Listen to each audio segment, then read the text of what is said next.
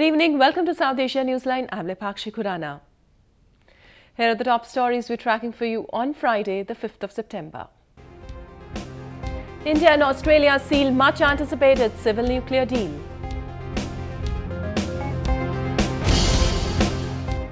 Pakistan on high alert as death toll in monsoon floods crosses 70.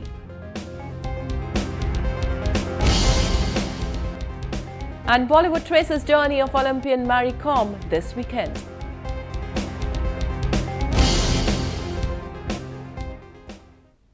And now for all the details. India and Australia on Friday signed the much-awaited civil nuclear deal to supply uranium to India. Australian Prime Minister Tony Abbott, who is on a two-day visit to India, also called for greater bilateral cooperation between the two countries. Indian Prime Minister Narendra Modi and his Australian counterpart sealed the much-anticipated agreement to export uranium to India.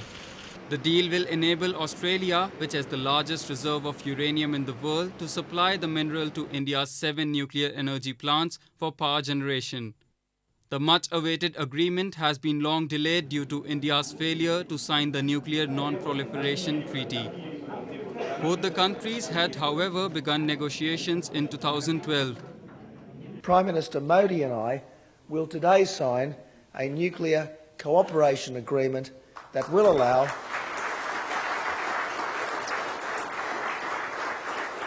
an agreement that will finally allow Australian uranium sales to India. Prime Minister Abbott also called for widening cooperation between the two countries in the fields of investment and bilateral trade. Prime Minister Modi and I wish to be known as infrastructure prime ministers, and the G20 fittingly will focus on mobilising private capital to address the world's infrastructure deficit. Both India and Australia want to boost two-way trade and investment, and I hope that the comprehensive economic partnership or free trade negotiations between our countries will be concluded at the latest by the end of 2016. Prime Minister Abbott, who reached India on Wednesday, was given a ceremonial welcome in capital New Delhi on Friday at the Presidential Palace. He also met Indian President Pranab Mukherjee and Foreign Minister Sushma Swaraj during his first visit to India. The Australian Premier, who paid respects at the War Memorial, also visited Rajghat, the resting place of Mahatma Gandhi. The bilateral trade between the two countries, which stood at $18.35 billion, is expected to touch $40 billion by 2015. Indians also constitute one of the largest foreign student communities in Australia. The United States has thrown its weight behind the Nawaz Sharif government in Pakistan and said it will stand with the democratically elected regime. This comes as the government and the two protesting parties resumed negotiations to end nearly a month-old political impasse. The U.S. State Department said Washington believes that the 2013 general election in Pakistan was held free and fair. Deputy spokesperson Mari Harf said the U.S. is carefully monitoring the demonstrations in Islamabad and was against any efforts to impose extra constitutional change to the democratic system. Meanwhile, Pakistan Tehreek-e-Insaf or PTI submitted an 8-page proposal to the government in an effort to end the political deadlock. PTI Supremo Imran Khan said the government has accepted all demands except the resignation of Prime Minister Sharif. The ongoing joint session of the Pakistan Parliament said it will stand united against the anti-democratic forces. हम ये समझते हैं कि ये जंग पाकिस्तान की बका की जंग है, ये जंग पाकिस्तान के वफाक की जंग है। अगर अब सिस्टम को डीरेल किया गया,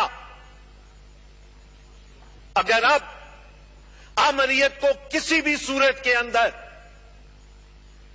इस मुल्क के ऊपर मुसल्लत किया गया, तो खतरा सिर्फ 73 के आइन को नहीं है, खतरा पाकिस्तान की वफाक को है. Rabbani also said it was the first time in the country's history that all the democratic forces stood together. आज ये पहली बार है पाकिस्तान की तारीख में कि ऑपोजिशन, तमाम डेमोक्रेटिक फोर्सेस, वुकला, बार एसोसिएशंस और मीडिया एक प्लेटफॉर्म पे खड़ा हुआ है और कह रहा है कि पार्लियामेंट और आइन को हम पामाल नहीं होने देंगे. The sit-in demonstrations, which entered its 23rd day on Friday, have taken a toll on Pakistan's economy too. According to the government, the state exchequer has suffered losses of nearly $53 million so far. The anti-government protesters have vowed to remain on the streets until Prime Minister Sharif resigns. China confirmed on Thursday that President Xi Jinping has cancelled his proposed visit to neighbouring Pakistan scheduled for later this month. The much-anticipated trip was called off in the wake of the ongoing political situation in Pakistani capital Islamabad. Though Pakistan claimed it was only postponed, Beijing has not given any future dates for the visit as of now. The trip was expected to cement a number of deals between the two allies, including China's plans to investment in Pakistan's infrastructure sector. This is the second time a major delegation-level visit to the Islamic nation got cancelled ever since the anti-government protest began there in August. Sri Lankan President Mahinda Rajapaksa was the first country head to pull out of his scheduled visit to the country last month.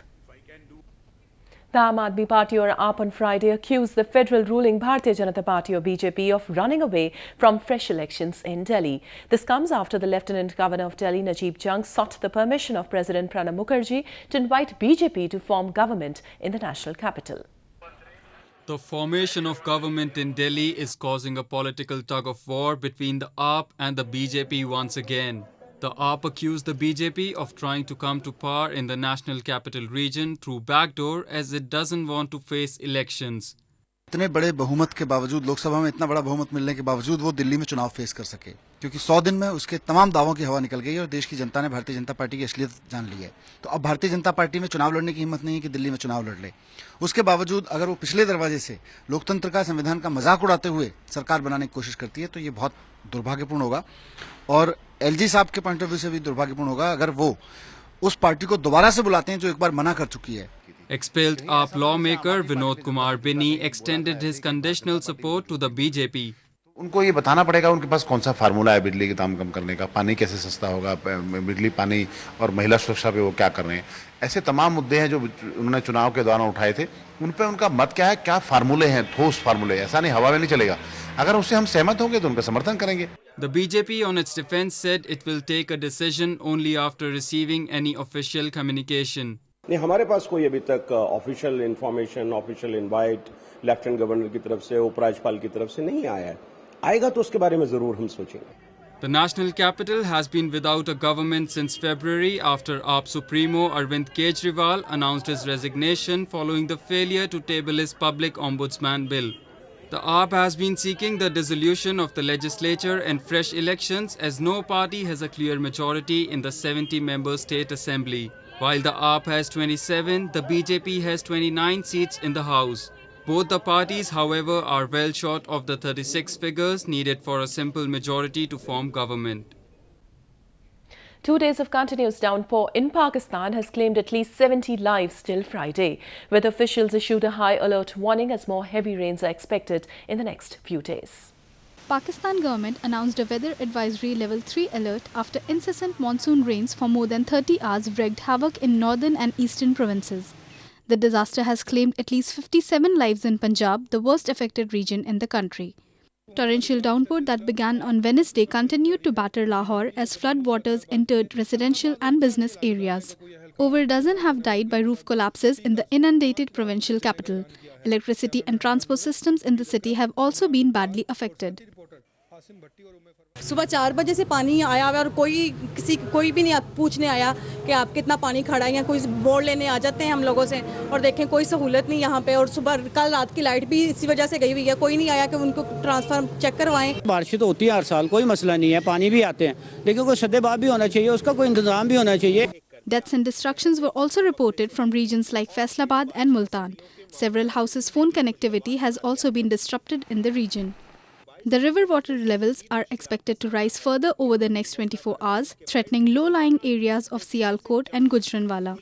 जिनको हमने rescue किया है 57 जो है ना, जिसमें से 30 plus जो है ना वो क्रिटिकल हैं, जिनको हमने बेस हॉस्पिटल्स में वो ऑल डिस्ट्रिक्ट्स ऑफ पंजाब में शिफ्ट किया है। Landslides and flash floods have ravaged the mountainous region of Pakistan-occupied Kashmir or POK-2 with at least 15 deaths reported so far. Several vehicles were washed away in the torrent. Parts of Khyber Pakhtunkhwa also remain under the trap of heavy rains and swelling the major rivers like Indus, Jhelum and Neelam. Met officials have warned people of expected cloud bursts in the affected regions too. The number of polio cases in Pakistan this year has climbed to a staggering 127 after 5 new victims of wild type 1 polio were reported on Thursday.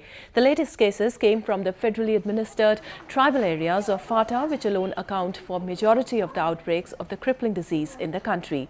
The lawless region, which is seeing an alarming spike in polio victims for some time now, has recorded 94 cases so far this year.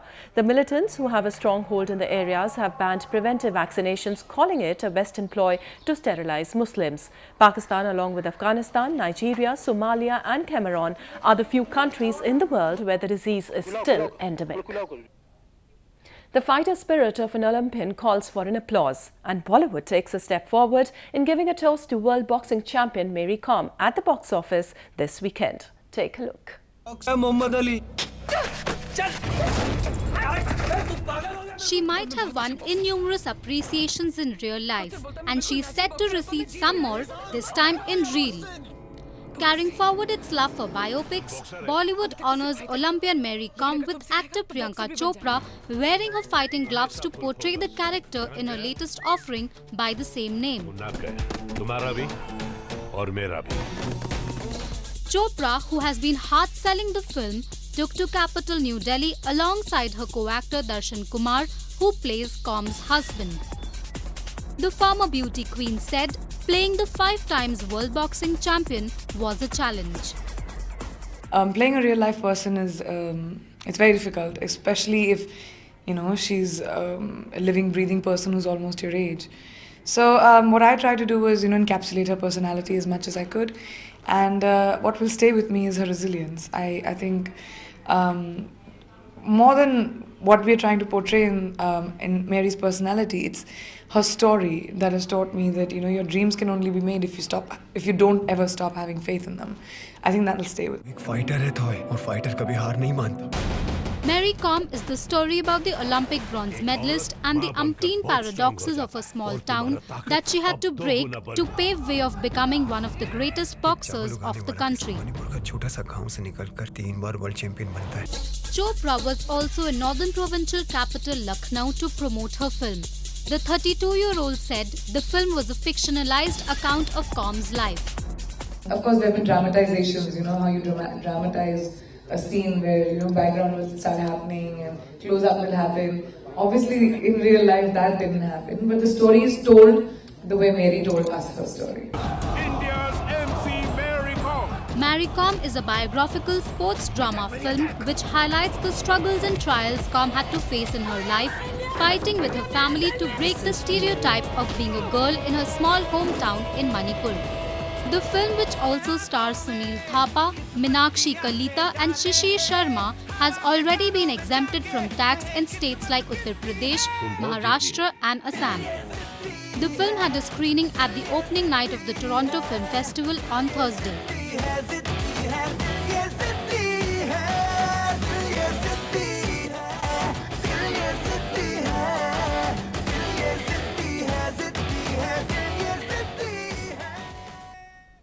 Well, that's the way it was in South Asia this evening. Before we conclude, the top stories once again. India and Australia seal much anticipated civil nuclear deal.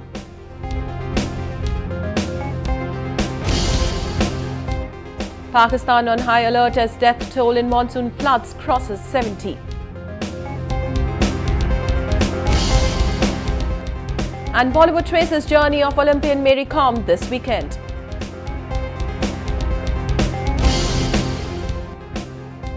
That's all in tonight's edition. We'll see you same time next week. Have a great weekend.